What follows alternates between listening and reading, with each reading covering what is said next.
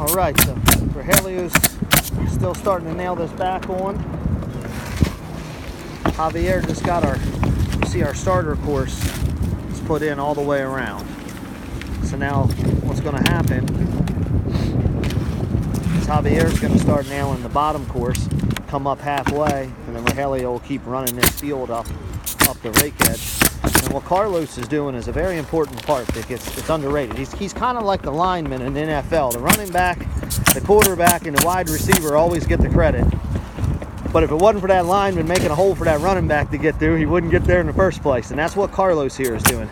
He's essentially a laborer, but he's feeding these guys shingles. With him feeding them shingles, it keeps the guys going. So you hear a lot of guys say, oh, I can nail 6 squares an hour. I can nail 8 squares an hour. I've never been a big fan of speed. I've been more of a fan of doing things right. But you're not going to nail anything fast if you don't have someone like Carlos bringing you shingles. A lot of times when we get new guys, they tell us how great they can nail, how fast they can nail, but that doesn't really mean much to me. What's more important is that you nail the shingles right. There's a lot that goes into nailing a shingle that nobody realizes. If you look here how he's putting his nails, everything is completely flush. It's not overdriven, it's not underdriven, we don't have any nail heads on an angle.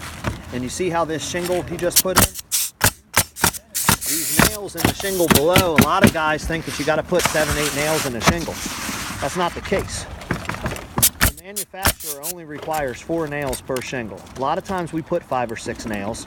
It's just the pattern we're in. But what's most important is where you see me lifting up on this seam, I don't want to see another nail. See that next nail? This seam is covering it by 6 inches. Now I just ripped that up, so we got to re-nail that.